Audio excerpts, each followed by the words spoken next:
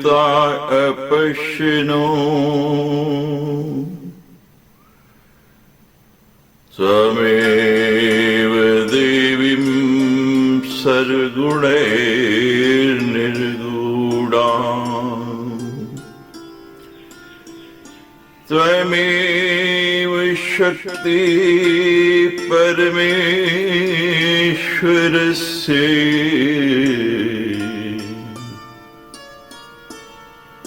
मां पाहि सर्वेश्वरे मोक्षदात्री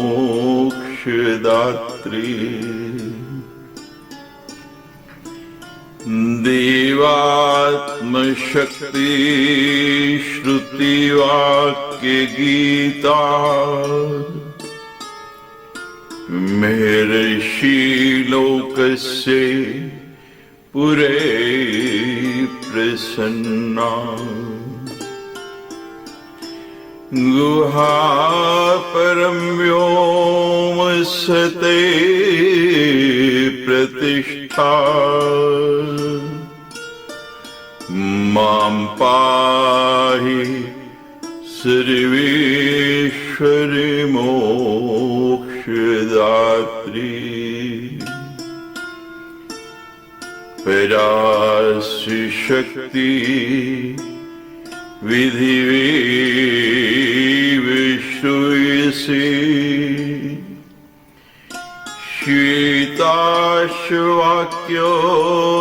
श्वेताश्ववाक्योदितदेवी दुर्गे स्वभावकी ज्ञान बल क्रियाते मां पाहि सर्वेश्वरी मोक्षदात्री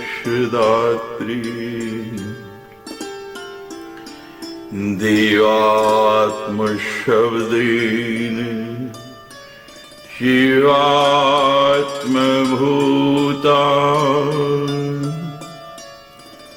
यत् कुर्म वायव्ये वचो वृत्त्यात्वम् पाशुविच्छेद करी प्रसिद्धा मां पाहि सर्वेश्वरी मोक्षदात्री तं ब्रह्मपुच्छा विविधा मयूरी ब्रह्मा प्रतिष्ठाय सुपदिष्ट गीता ज्ञान स्वरूपा आत्म्याखिलानां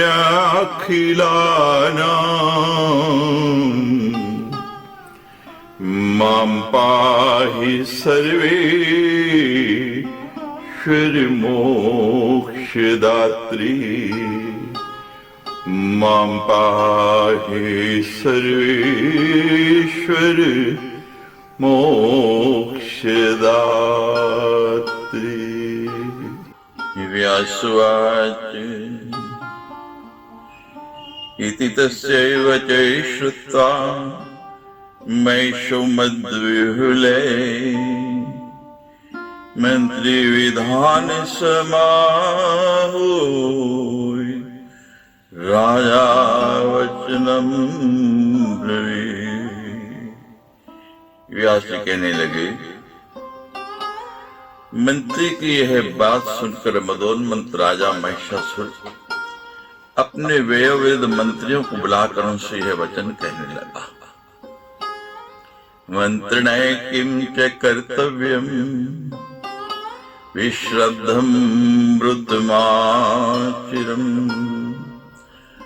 आगता देवहिता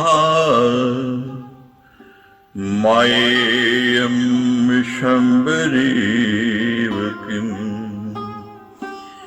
कार्यस्मिन् निपुणायु उपायेषु विचक्षणा सामदिशूचे कर्तव्ये तो अत्र मह्यम ब्रुवन्तु चे। राजा बोला, हे मंत्रीगण, आप लोग निर्भीकता पूर्वक मुझे बताएं कि इस समय मुझे क्या करना चाहिए। आप लोग इस कार्य में प्रवीण हैं, साथ ही साम तथा दंड आदि नीतियों में भी कुशल हैं। कई देवताओं के द्वारा रची गई सामरिक माया के रूप में तो यह नहीं आई हुई है। अतः आप लोग मुझे यह बताएं कि इस समय किस नीति का सहारा लिया जाए। राजा की ये बात सुनकर शुंभ के मंत्री कहने लगे, सत्यम सदैव वक्तव्यम प्रियंच लिप्सतम कार्यम हितकरम नूनम विचारे विभुदे किल सत्यम च हितकृताद जनप्रियम च हितकृत भवे यथाऔषधम नृणाम लोके हे प्रियम रोगिनाशकम।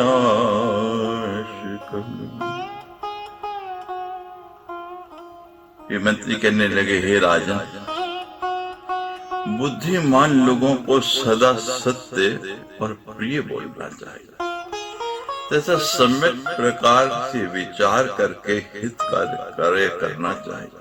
हे राजा, सत्य वचन कल्याणकारी होता है और प्रिय वचन प्राय अहितकर होता है। इस लोक में अप्रिय वचन भी मनुष्यों के लिए उसी प्रकार हितकारक होता है।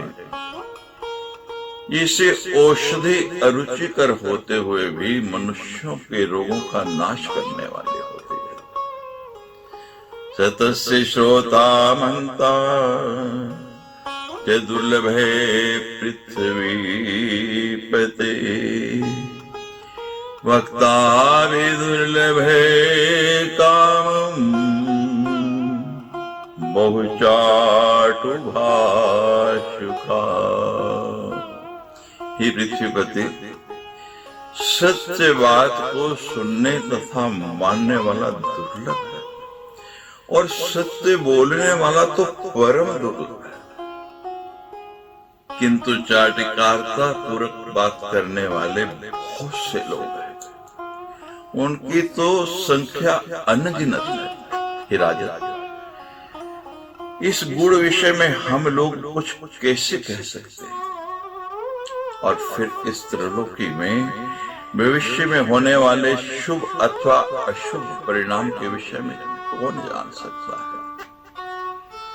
अपने मंत्रियों की बात सुनकर शुभ कहने लगा, आप लोग अपनी अपनी बुद्धि के अनुसार अलग अलग विचार प्रकट करें। जिसका जो भाव होगा उन सबको सुनकर मैं स्वयं विचार करूंगा, क्योंकि बुद्धिमान पुरुषों को चाहिए बहुनामतम मागाए विचारे पुनः पुनः यश्यस्तादि कर्तव्यम कार्यम कार्य विचक्षिणे। अनेक लोगों के मंतव्य सुनकर और फिर उन पर बार बार विचार करके उनमें से जो अपने लिए कल्याणप्रद हो, अपना कल्याण करने वाला हो, उसी काम को करके। व्यास जी कहने लगे, उसकी यह बात सुनकर महाबली विरूपक्ष राजा महेश को प्रसन्न करते हुए शीघ्र कहने लगे, हे राजा,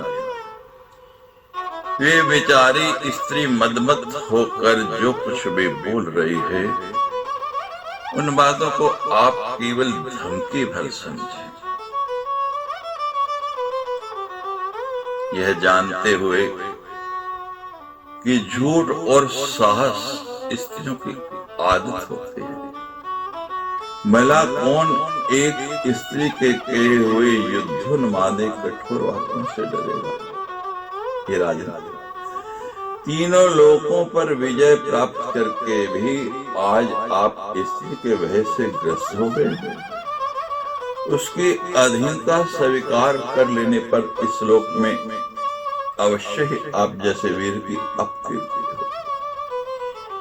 इसलिए ही महाराज, मैं अकेला ही उस चंडिका से युद्ध करने के लिए जा रहा हूं और निश्चित रूप से मैं उसे मार डालूंगा। अब आप भयमुक्त हो जाए। अपनी सेना के साथ वहां जाकर अनेक प्रकार के शस्त्रास्त्रों से मैं उस दुस्सह तथा प्रचंड पराक्रम संपन्न चंडिका का निश्चय ही वध कर दूंगा, या फिर उसे नागपाश में बांधकर जीवित दशा में ही आपके पास ले आऊंगा, जिससे वह सदा के लिए आपकी वशवर्तनी हो जाए।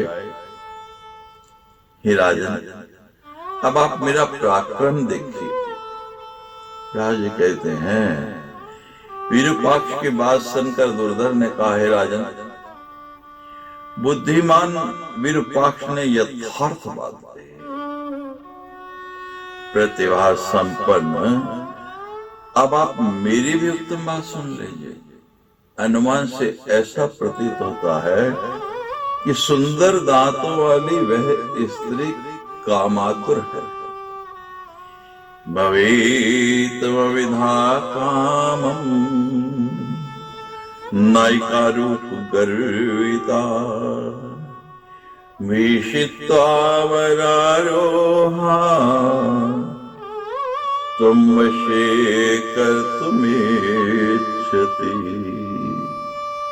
अपने रूप की गर्व में चूर इस प्रकार की नायिकाएं अपने प्रिय को डरा धमका कर वश में करने का प्रयास करते हैं। इसे यह सुंदरी भी आपको धमका कर अपने वश में करना चाहती है। ये तो माननीय स्त्रियों का हाव भाव होता है, और रस का महान ज्ञाता ही उस हाव भाव को समझ पाता है। आसक्त प्रेमी के प्रति किसी स्त्री की ऐसी वक्रोक्ति होती ही है, जिसे काम शास्त्र का विद्वान कोई बिरला पुरुष समझ पाता है। जैसे उसने कहा है कि मैं तुम्हें युद्ध क्षेत्र में बाणों से मार डालूंगी। हिमेशासुर, इस कथन में बहुत बड़ा रहस्य निहित है, जिसे रहस्य विधि भले भांति समझ सकते हैं। माननीय स्त्रियों के बाण तो उनके कटाक्ष कहे जाते हैं, और हे राजन, उनकी व्यंग्य पूर्ण वचन दूसरे पुष्पांजलि में बाण हैं, क्योंकि कटाक्ष को छोड़कर वह अन्य प्रकार के बाण भला आप पर क्या चला सके। जब ब्रह्मा विष्णु महेश आदि में आप पर बाण चलाने की शक्ति नहीं है, तब वैसी स्त्रियों में अन्य बाण चलाने की शक्ति कहाँ है। उसने अमात्य से जो कहा था, तादृशां नैसा शक्ति रे ब्रह्मा विष्णु हरादिषु युक्तम नेत्रवाणे त्वां हनिष्यते मंद पार्थिवम्। ही मंद में तुम्हारे राजा को अपने नेत्र बाणों से वेद डालूंगी। इस कथन का तात्पर्य उस राज ज्ञान से विहीन मंत्री ने विपरीत ही समझ लिया। उसने प्रधान अमात्य से जो यह कहा था कि मैं तुम्हारे स्वामी को रणमयी शैया पर गिरा दूंगी, इस कथन का तात्पर्य उस स्त्री के द्वारा विपरीत रति क्रिया का किया जाना समझना चाहिए। साथ ही उसने जो यह बात कही थी कि मैं उन्हें प्राणहीन कर दूंगी, तो हे राजन, पुरुषों में वीर्य को ही प्राण कहा गया है। अतः उस स्त्री के कथन का तात्पर्य आपको वीरहीन कर देने से है, इसके अतिरिक्त दूसरी कोई बात नहीं। कि राजन, व्यंग भरे इस कथन के द्वारा वह सुंदरी आपको पति के रूप में वर्ण करना चाहती है। रसशास्त्र के विद्वानों को विचार पूर्वक इस कथन का अभिप्राय भले भांति जान लेना चाहिए। कि महाराज, ऐसा जानकर आपको उसके प्रति रस में व्यवहार करना चाहिए। मेरी तो यही बुद्धि कहती है, मेरा यही विचार है। सामदान द्वयं तस्या नान्योपायोऽस्ति भूपति, रुष्टा वा गर्विता वापि वश्यगामानिनी भवेत्। तादृशैर्मधुरवाक्ये अनिश्येत्तवन्तिका,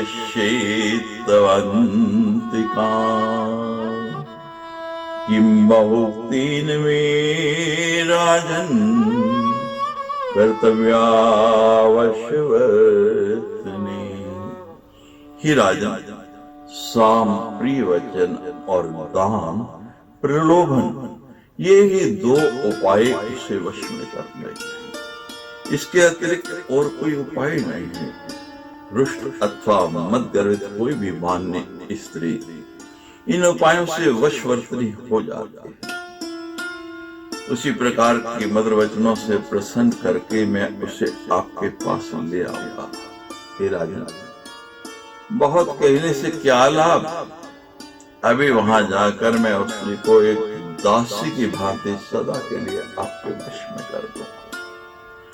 व्यास जी कह रहे हैं, दुर्धर की यह बात सुनकर तत्वविद ताम्र बोला, है राजन, अब आप मेरे द्वारा कही गई बात भी सुन लीजिए, जो तर्क युक्त धर्म से ओतप्रोत रसमय तथा नीति से भरी हुई है। हे मानव, यह बुद्धि संपन्न स्त्री न तो कामातुर है, न आप पर आसक्त है, और न उसने व्यंग्यपूर्ण बात ही कही है। चित्रमत्र महाभावो यदेका वरवर्णिनी, निरालंबा समायाति चित्ररूप मनोहरा, अष्टादशभुजा नारी न श्रुता न च वीक्षिता, किनपि त्रिषु लोकेषु पराक्रमवती शुभा, आयुधान पितावन्ति धृतानि बलवन्ति च, विपरीतमिदं मन्ये सर्वं कालकृतं नृप। सभी मंत्री महिषासुर की चापलूसी कर रहे हैं, लेकिन ताम्र कह रहा है, ही महाभाव, ये तो महान आश्चर्य है कि एक अत्याधिक रूपवती और मनोहर स्त्री बिना किसी का आश्रय लिए अकेली ही युद्ध के हेतु आई हुई है। 18 भुजाओं से संपन्न ऐसी पराक्रमशालिनी तथा ऐसी सुंदर सी किसी के भी द्वारा तीनों लोकों में ना देखी गई है और ना सुनी गई है। उसने अनेक प्रकार के सुदृढ़ आयुध धारण कर रखे। हे राजन, इससे तो मैं यही मानता हूं कि समय ने सब कुछ हमारे विपरीत कर दिया है। सपनानि दुर्निमितानि मया दृष्टानि वे निशि, तीन जानाम्यहं नूनं वैश्यसं समुपागतम् कृष्णं राधरा नारी रुदती च गृहाङ्गणे दृष्टा सपने पीशे काले चिंतित वेत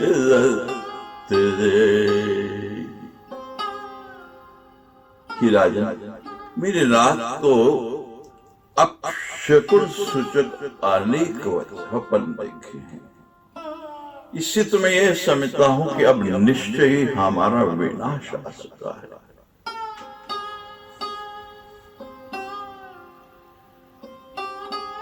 मैंने आज ही उषा काल में एक स्वप्न देखा है कि काले वस्त्र धारण किए हुए एक स्त्री घर के आंगन में रुदन कर रहे हैं। ये विनाश सूचक स्वप्न विचारणीय है।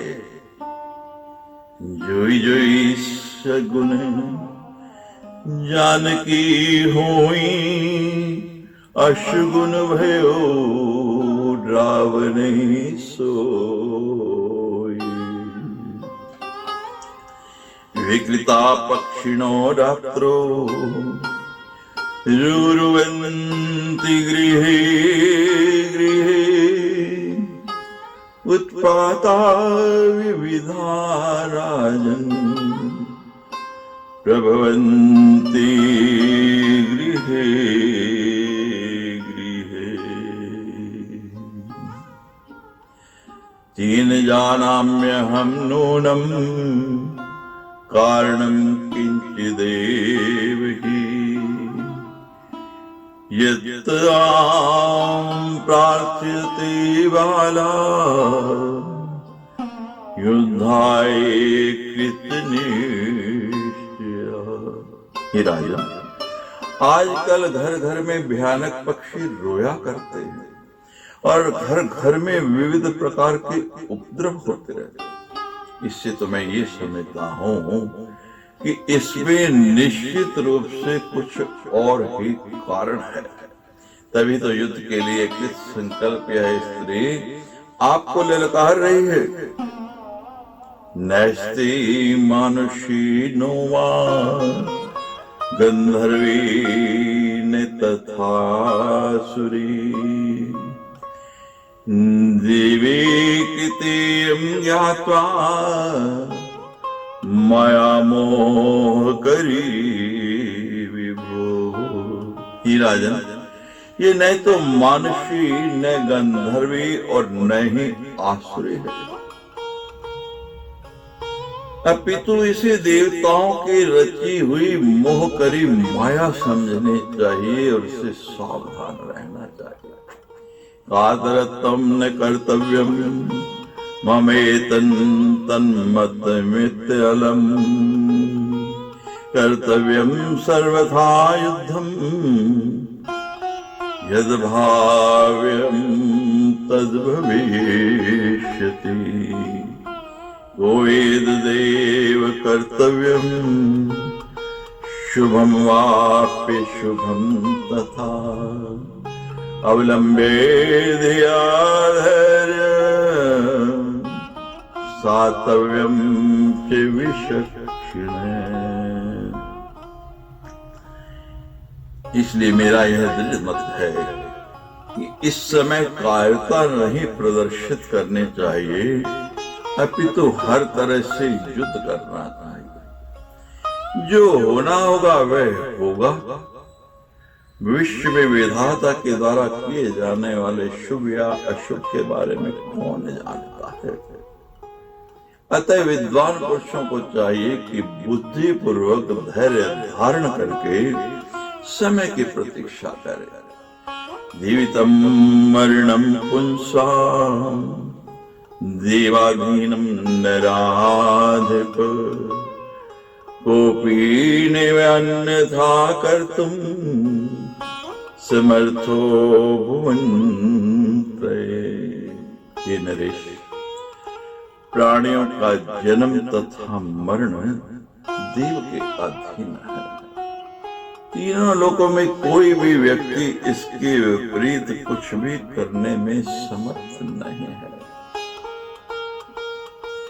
उन सब की बात सुनकर के वो महिषासुर कहने लगा, हे महाभाग, हे ताम, युद्ध के लिए दृढ़ निश्चय करके तुम जाओ और धर्म पूर्वक उस माननीय स्त्री को जीत कर यहाँ ले आओ। यदि संग्राम में वह स्त्री तुम्हारे अधीन ना हो सके तब तुम उसे मार डालना, नहीं तो जहां तक संभव हो प्रयत्न पूर्वक उसका सम्मान करना। हे सर्वज्ञ, तुम पराक्रमी तथा काम शास्त्र के पूर्ण विद्वान हो, अतः किसी भी युक्ति से उस सुंदरी पर विजय प्राप्त करनी है। तरणवीर महाभाव सैन्येन महितावृते, तत्र गत्वा त्वया ज्ञेयः विचारे च पुनः पुनः। किमर्थमागता चेयम् ज्ञातव्यं तद्धि कारणम्। कामदावेर्भावाचि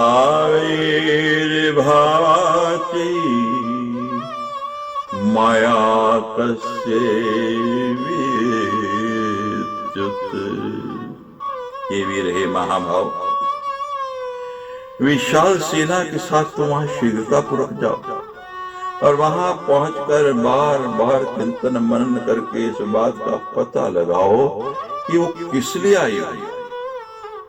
तुम यह भी ज्ञात करना कि वह काम भाव अथवा वैर भाव किस भाव से आई है और वह किसकी माया है। आरंभ में इन बातों की जानकारी कर लेने पर तुम यह पता करना कि वह क्या करना चाहती है, उसका प्रयोजन क्या है, उसकी इच्छा क्या है, उसका उद्देश्य क्या है। उसके बाद उसकी सबलता तथा निर्बलता को भली भांति समझ करके तुम तब उसके साथ सिद्ध करना। तुम उसकी समक्ष नहीं तो कायरता प्रदर्शित करना और ना ही बिल्कुल निर्दयता का व्यवहार करना। उसकी जैसी मनोदशा देखना, उसी के अनुसार उससे बर्ताव करना। व्यास जी कहने लगे, महिषासुर की यह बात सुनकर काल के वशीभूत वह ताम्र राजा महिष को प्रणाम करके सेना के साथ चल पड़ा। चलते समय मार्ग में यम का द्वार दिखलाने वाले अत्यंत भयानक अपशक्नों को देख कर वह बहुत विस्मित तथा भयभीत होता था। श्रीगत्वातां समालोक्ये देवीं सिंहपरोस्थितां स्तूयमानां सुरैर्सर्वैः सर्वायुधविभूषितां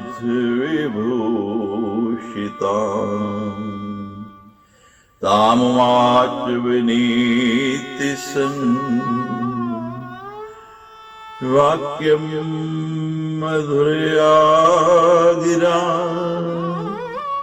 साम्य भावं समाश्रित्य विनयावनते स्थिते। देवी दैत्येश्वरे श्रृंगी तद्रूपी गुणमोहिते सप्रियां करोति महिषे तत् पाणि गृह्णायते।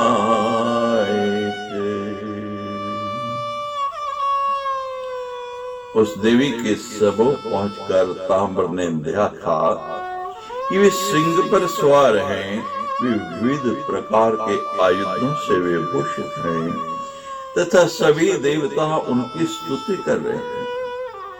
तदनंतर उस सामने बड़े विनम्र भाव से खड़े होकर सामनीति का आश्रय लेकर मधुवाणी में शांतिपूर्वक देवी से ये वचन कहा, हे देवी, दैत्यों के अधिपति तथा विशाल सिंहों वाले राजा महेश आपके रूप तथा गुण पर मोहित होकर आपसे विवाह करने की अभिलाषा रखते हैं। विशाल नयनों तथा सुकुमार अंगों वाली ही सुंदरी देवताओं के लिए भी अजय उनमई से आप प्रेम कीजिए और उन्हें पति रूप में प्राप्त करके अद्भुत नंदन वन में विहार कीजिए। सभी प्रकार के सुखों के निधान स्वरूप सर्वांग सुंदर शरीर को प्राप्त करके हर तरह सुख भोगना चाहिए और दुख का तिरस्कार करना चाहिए। यही बात सर्वमान्य है। ये कर भरू, आपने अपने हाथों में ये आयुध किस लिए धारण कर रखे हैं? कमल के समान कोमल आपके हाथ तो पुष्पों की गेंद धारण करने के योग्य हैं। भ्रूचापि विद्यमानेपि धनुषा किं प्रयोजना कटाक्षा विशिखा सन्ति किं बाणैर्निष्प्रयोजने। ही सुंदरी भौं रूपी धनुष के रहते हुए आपको यह धनुष धारण करने का प्रयोजन क्या है? और जब आपके पास ये नेत्रों के कटाक्ष रूपी बाण हैं तो फिर व्यर्थ इन साधारण बाणों को आपने क्यों धारण कर रखा है? इस संसार में युद्ध दुखदायी होता है, इसलिए ज्ञानी जन को युद्ध नहीं करना चाहिए। राज्य तथा धन के लोलुप लोग ही परस्पर युद्ध करते हैं। पुष्पों से भी युद्ध नहीं करना चाहिए, फिर तीक्ष्ण बाणों से युद्ध की तो बात है क्या? अपने अंगों का छिद जाना भला किसकी प्रसन्नता का कारण बन सकता है? इसलिए हे तनांगी, आप कृपा करें और देवताओं तथा दानों के द्वारा पूजित मेरे स्वामी महेश को पति के रूप में स्वीकार कर ले। वे आपके सभी वांछित मनोरथ पूर्ण कर देंगे और उन्हें पति के रूप में पाकर आप सदा के लिए उनकी पटरानी बन जाएंगे, इसमें संदेह नहीं। हे देवी, आप मेरी बात मान लें, इससे आपको उत्तम सुख मिलेगा। कष्ट पाकर भी संग्राम में विजय का संदेह बना रहता है, इसमें संशय नहीं है। ये सुंदरी, आप राजनीति भली भांति जानती हैं, अतः हजारों हजारों वर्षों तक राज्य सुख का भोग करें। पुत्रस्ते भवती कान्ते तोपि राजा भविष्यति यौवने क्रीडया त्वन्ताय वार्धक्ये सुखमवाप्स्यसि। आपको तेजस्वी पुत्र प्राप्त होगा और वह भी राजा बनेगा। इस प्रकार आप युवावस्था में क्रीड़ा सुख प्राप्त करके वृद्धावस्था में भी आनंद प्राप्त कर सकेंगे। इति श्रीमद्देवी भागवती महापुराणे अष्टादश सहस्रम संहितायां पंचम स्कंधे ताम कृतं देवीं प्रति विस्तृतं वचन वर्णम नामेकदशो अध्याय। सच्चे दरबार की जय।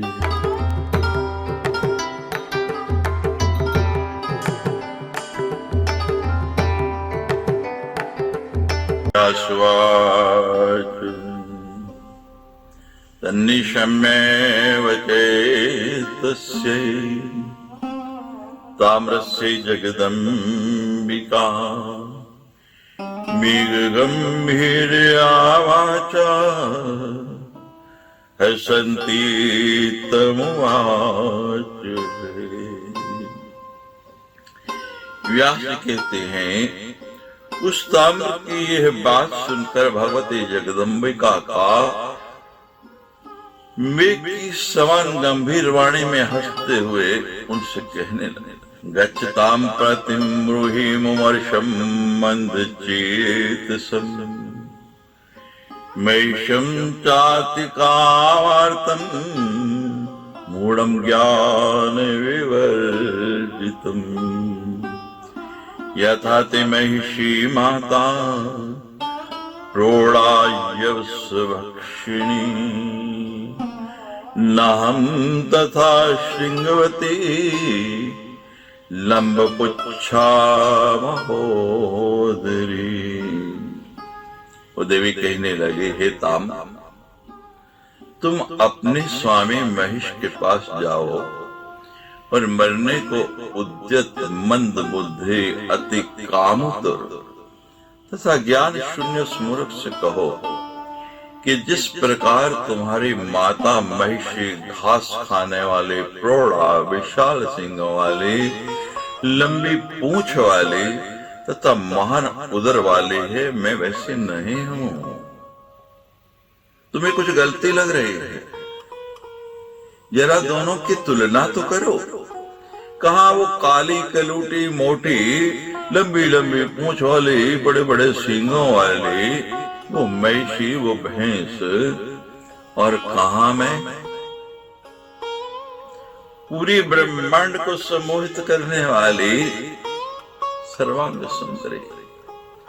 नैकामे हम देवेशम नैव विष्णुम निशंकरम धनदम वर्णम नैव ब्राह्मणम न च पावकम् ईतान् देवगणान् हित्वा पशुकेन गुणेन वै ऋणोऽहं वृथा लोके गृह्णामि भवेदिति। हिताम्, मैंने देवराज इंद्र को, न विष्णु को, न शिव को, न कुबेर को, न वर्ण को, न ब्रह्मा को और न तो अग्निदेव को ही चाहती। जब मैंने इन देवताओं की उपेक्षा कर दी, तब भला मैं एक पशु को उसके किस गुण से प्रसन्न होकर उसका वर्णन करूंगा? इससे तो संसार में मेरी निंदा ही होगी। नाहं पतिं वरा नारी वर्तेमि पति प्रभु सर्वकर्ता सर्वसाक्षी हे कर्ता निष्पृह स्थिरे निर्गुणो निर्ममो अनंतो निरालंबो निराश्रये सर्वज्ञ सर्वगय साक्षी पूर्णे पूर्ण आश्रय शिवे सर्वावास्क्षमे शान्ते सर्वदिक् सर्वभावने तं त्यक्त्वा मैषं मन्दम् कथं सेवितुम् उत्सहे।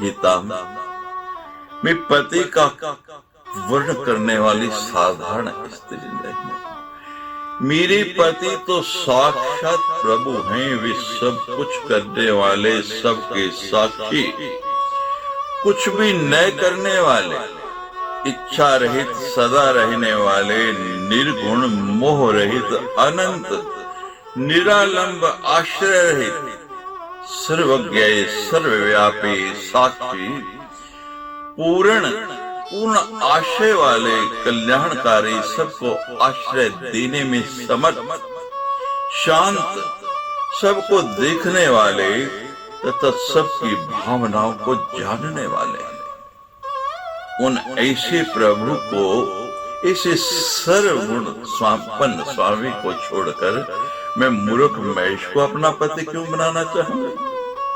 प्रबुद्धेयुधतां कामं करोमि यमवाहनम् अथवा मनुजानां वै करिष्ये जलवाहकम्। जाओ और जाकर उससे कह देना अब तुम उठकर युद्ध करो, मैं तुम्हें या तो यम का वाहन बना दूंगी अथवा मनुष्यों के लिए पानी ढोने वाला मैष बना दूंगी। अरे पापी, यदि जीवित रहने की तुम्हारी इच्छा हो तो शीघ्र ही समस्त दानवों को साथ लेकर पाताल लोक चले जाओ, अन्यथा मैं युद्ध में तुम्हें मार डालूंगी।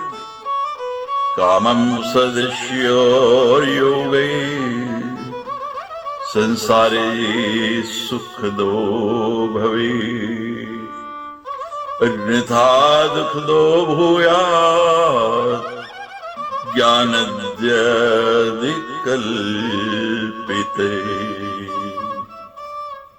इस संसार में समान कुल तथा आचार वालों का परस्पर संबंध सुखदायक होता है। इसके विपरीत बिना सोचे समझे यदि संबंध हो जाता है तो यह बड़ा दुखदायी होता है।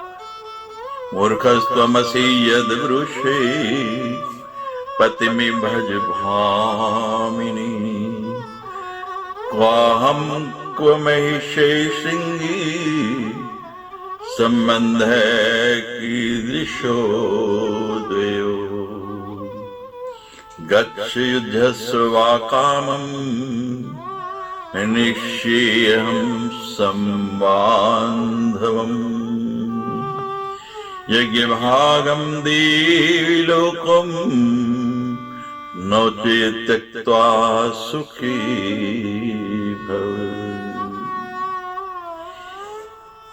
उससे कह देना कि हे महेश,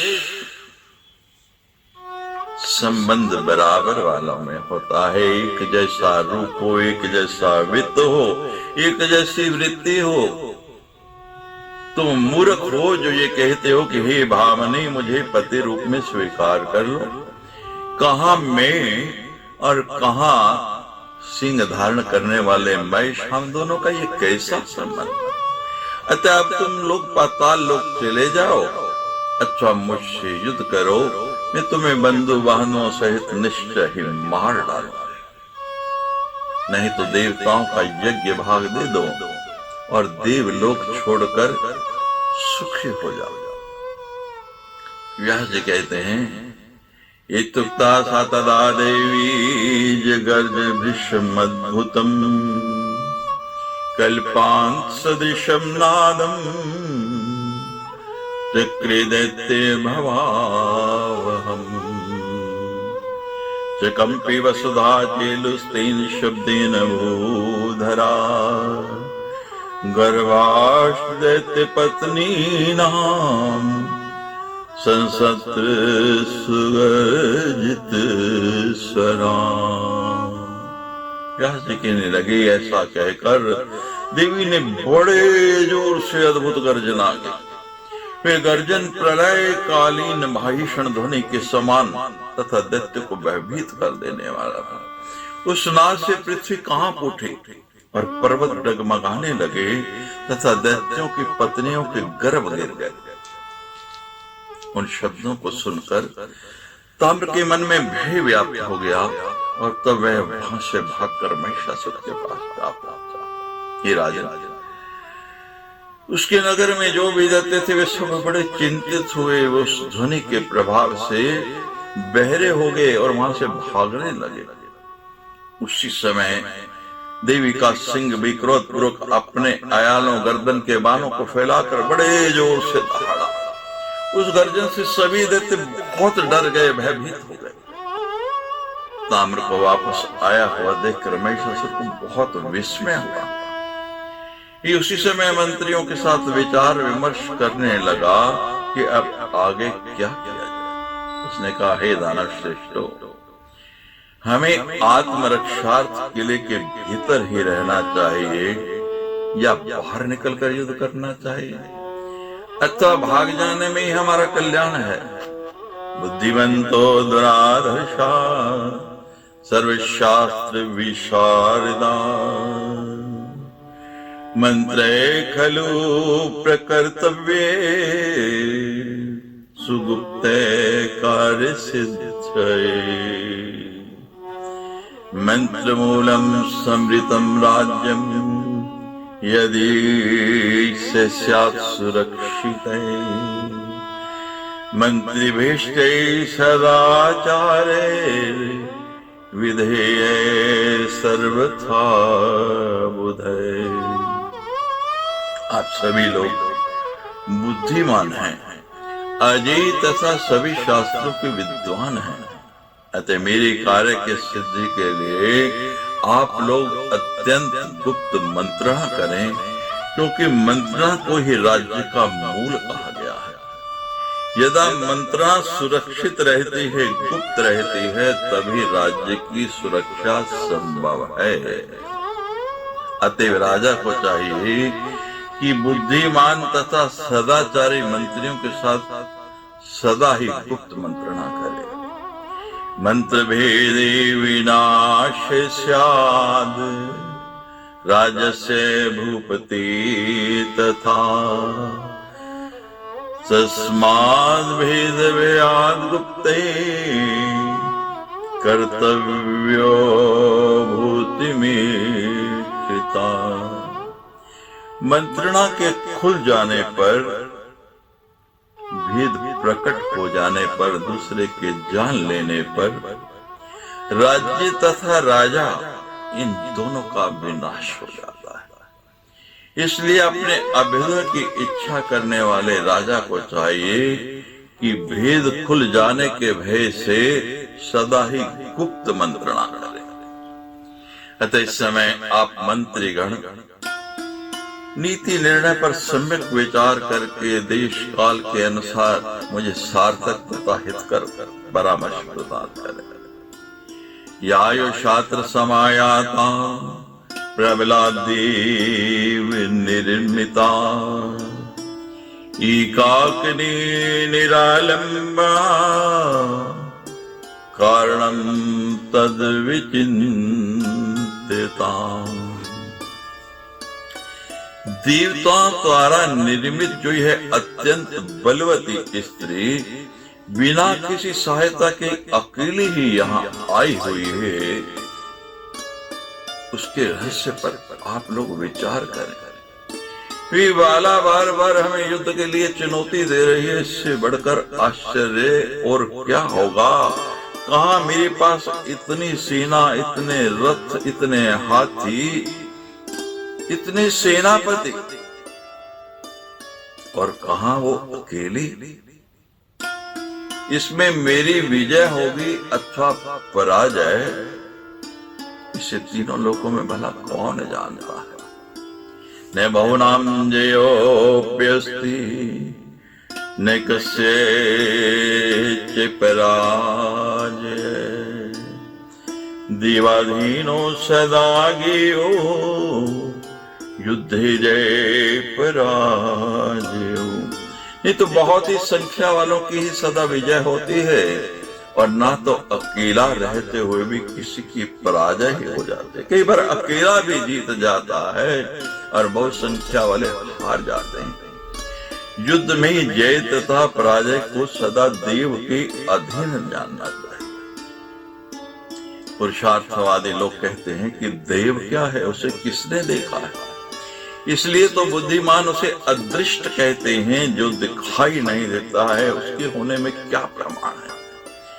ये केवल कायरों की आशा बांधने का साधन है। सामर्थ्यवान लोग उसे कहीं नहीं देखते। उद्यम और देव ये दोनों ही वीर तथा कायर लोगों की मान्यताएं हैं। अतः बुद्धिपूर्वक सारी बातों पर विचार करके हमें कर्तव्य का निश्चय करना चाहिए। व्यास जी कहते हैं, राजा महिष की ये सार घर की बात सुनकर महर्षि विडालक्ष्य ने हाथ जोड़कर अपने महाराज महिषासुर से वचन कहा, हे राजा, विशाल नयनों वाली इस स्त्री के विषय में सावधानी पूर्वक बार बार ये पता लगा देना चाहिए कि यहाँ किस लिए और कहां से आई है और ये किसकी पत्नी है। मरणम ते परिज्ञाय स्त्रिया सर्वात्मना सुरे प्रीषिता पद्म पद्राक्षी समुत्पाद्य तेजसा तेपि छन्नासिताख्यत्र सर्वे युद्ध दृक्ष्वै समयस्या सहायस्ते भविष्यन्ति युयुत्सवै उर्ते कामनीं कृत्वा देव विष्णु परोगमा वदिष्यन्ति च नये सर्वान् सातं युद्धे हनिष्यति। हे महिषासुर, मैं तो यह समझता हूं कि स्त्री के द्वारा ही आपकी मृत्यु होगी। ऐसा भली भांति जानकर सभी देवताओं ने अपने तेज से उस कमल नयनी स्त्री का निर्माण करके यहाँ भेजा है। युद्ध देखने की इच्छा वाले वे देवता भी आकाश में छिपकर विद्यमान हैं और अवसर आने पर युद्ध की इच्छा वाले वो सभी देवता भी उसकी सहायता करेंगे। उस स्त्री को आगे करके वे विष्णु आदि प्रधान देवता युद्ध में हम सब का वध कर देंगे। और क्योंकि आपकी मृत्यु स्त्री के द्वारा लिखी गई है तो वह स्त्री भी आपको मार डालेंगे। हे नरेश, मैंने तो यही समझा है कि उन देवताओं का यही अभीष्ट है, किंतु मुझे भविष्य में होने वाले परिणाम का बिल्कुल भी ज्ञान नहीं है। हे प्रभु, मैं इस समय यह भी नहीं कह सकता कि आप युद्ध ना करें। हे महाराज, देवताओं के द्वारा निम्नित इस कार्य में कुछ भी निर्णय लेने में आप ही प्रमाण हैं। आप स्वयं आपको जो उचित लगे वो निर्णय लें। हम अनुयायियों का तो यही धर्म है कि अवसर आने पर आपके लिए सदा मरने को हम लोग तैयार रहें अथवा आपके साथ आनंद पूर्वक रहें। हे राजन, अद्भुत बात तो यह है कि बलाभिमानी और सेना संपन्न हम लोगों को एक स्त्री युद्ध के लिए चुनौती दे रही है। ध्रुव कहने लगा, हे राजा, मैं ये पूर्ण रूप से जानता हूं कि आज युद्ध में विजय निश्चित रूप से हम लोगों की ही होगी। हम लोगों को पलायन नहीं करना चाहिए, क्योंकि युद्ध से भाग जाना पुरुषों की कीर्ति को नष्ट कर देने वाला होता है। इंद्रादि देवताओं के साथ युद्ध में जब हम लोगों ने यह निंदनीय कार्य नहीं किया था, तब उस अकेली स्त्री को सामने पाकर उससे डर कर भला कौन पलायन करेगा। अतः अब हमें युद्ध आरंभ कर देना चाहिए। युद्ध में हमारी मृत्यु हो, विजय हो या पराजय हो, जो होना है वो तो होकर ही रहेगा। यथार्थ ज्ञान वाले को इस विषय में चिंता की क्या आवश्यकता है। मरणे अत्र यशे प्राप्तिर्जीवने च तथा सुखम उभयं मनसा कृत्वा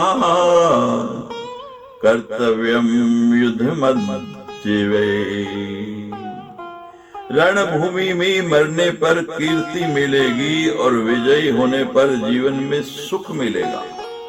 इन दोनों ही बातों को मन में स्थिर करके, दृढ़ करके हमें आज ही युद्ध छेड़ देना चाहिए।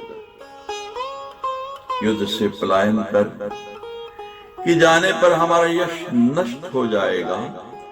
आयु की समाप्त हो जाने पर मृत्यु तो निश्चित है। अतएव जीवन तथा मरण के लिए व्यर्थ की चिंता नहीं करनी चाहिए। व्यास जी कहते हैं, दुर्मुख का यह विचार सुनकर बात करने में परम प्रवीण वाष्कल हाथ जोड़कर विनम्रता पूर्वक राजा महिषासुर से कहने लगा, हे राजन, कायर लोगों के लिए प्रिय इस पलायन कार्य के विषय में आपको विचार नहीं करना चाहिए। मैं उस चंचल नेत्रों वाली चंडी को अकेला ही मार डालूंगा। हमें सर्वदा उत्साह से संपन्न रहना चाहिए, क्योंकि उत्साह ही वीर रस का स्थायी भाव है। ये निक्षेष भयानक रस तो वीर रस का वैरी है। इसलिए हे राजा, भय का त्याग करके मैं अद्भुत युद्ध करूंगा। हे नरेंद्र, मैं उस चंडिका को मार करके यमपुरी पहुंचा दूंगा। मैं यम, कुबेर, इंद्र, वरुण, वायु, अग्नि, विष्णु, शिव, चंद्रमा और सूर्य से भी नहीं डरता। तब उस अकेली तथा मदोन्मत्त स्त्री से भला क्यों डरूंगा? पत्थर पर स्थान धरे हुए तीक्ष्ण बाणों से मैं उस स्त्री का वध कर दूंगा। पश्ये बाहुबलम मे अद्य वीरस्य यथा सुखम भविता त्रिनये गंतव्यम संग्रामे अपि नयासम। आज आप मेरा बाहुबल तो देखिए, और इस स्त्री के साथ युद्ध करने के लिए आपको संग्राम में जाने की आवश्यकता नहीं है। आप केवल सुखपूर्वक व्यवहार कीजिए, मैं अकेला ही काफी। जहां जी बोले, दैत्यराज महिष से मदोन्मत्त वाले शक्ल के ऐसा कहने पर वहां उपस्थित दुर्धर अपने राजा महिषासुर को प्रणाम करके कहने लगे, हे महाराज महिष, रहस्यमय ढंग से आई हुई उस दीव निर्मित 18 भुजों वाली तथा मनोहर देवी पर मैं विजय प्राप्त करूंगा। हे राजन, आपको भयभीत करने के लिए देवताओं ने इस माया की रचना की। इसे डरने की जरूरत नहीं, ये मात्र माया ही है। ये एक विभीषिका मात्र है। ऐसा जानकर आप अपने मन की व्याकुलता को दूर कर दीजिए। हे राजन, ये सब तो राजनीति की बात हुई। अब आप मंत्रियों का कर्तव्य सुने। हे दानवेंद्र, 3 प्रकार के मंत्री संसार में होते हैं। उनमें कुछ सात्विक, कुछ राजस तथा अन्य तामस होते हैं। सात्विक मंत्री अपनी पूरी शक्ति से अपने स्वामी का कार्य सिद्ध करते हैं। वे अपने स्वामी के कार्य में बिना कोई अवरोध उत्पन्न किए अपना कार्य करते हैं। ऐसे मंत्री एकाग्रचित्त, धर्म परायण तथा मंत्र शास्त्रों संबंधी सभी शास्त्रों के विद्वान होते हैं। राजस प्रकृति के मंत्री चंचल चित्त वाले होते हैं और वे सदा अपना कार्य साधने में लगे रहते हैं। जब कभी उनके मन में आ जाता है तब वे अपने स्वामी का काम कर देते हैं।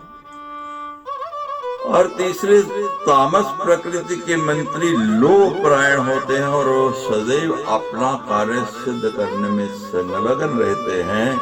ये अपने स्वामी के कार्य का अनिष्ट करके भी अपना कार्य सिद्ध करते हैं। वे समय आने पर पक्ष के लोगों के प्रलोभन पाकर, लालच पाकर अपने स्वामी का भेद भी खोल देते हैं और घर में बैठे बैठे अपनी कमजोरी शत्रु पक्ष के लोगों को बता देते हैं। कार्य भेद करा नित्यम कोश गुप्ता सदा संग्रामेथ समुत्पन्ने भीष्यन्ति प्रभुं सदा। हे महिषासुर, ऐसे मंत्री म्यान में छिपी हुई तलवार की भांति हैं। अपने स्वामी के कार्य में बाधा डालते हैं और संग्राम की स्थिति उत्पन्न होने पर सदा उन्हें डराते रहते हैं। हे राजन, उन मंत्रियों का कभी विश्वास नहीं करना चाहिए, क्योंकि उनका विश्वास करने पर काम बिगड़ जाता है और गुप्त भेद भी खुल जाता है। लोभी, तमोगुणी, पापी, बुद्धिहीन, शठ तथा खल मंत्रियों का विश्वास कर लेने पर वे क्या क्या अनर्थ नहीं कर डालते हैं। इसलिए हे नृपश्रेष्ठ, मैं स्वयं युद्ध भूमि में जाकर आपका कार्य संपन्न करूंगा। आप किसी भी प्रकार की चिंता न करें। मैं उस दुराचारणी स्त्री को पकड़कर आपके पास शीघ्र ले आऊंगा। आप मेरा बल तथा धैर्य देखें। मैं अपनी पूरी शक्ति से अपने स्वामी का कार्य सिद्ध करूंगा। इति श्रीमद्देवी भागवते महापुराणे अष्टादश सहस्रायां संहितायां पंचम स्कंधे देवी पराजय करणाय दुर्धर प्रबोध वचनम नाम द्वादशो अध्याय। सच्ची दरबार की जय।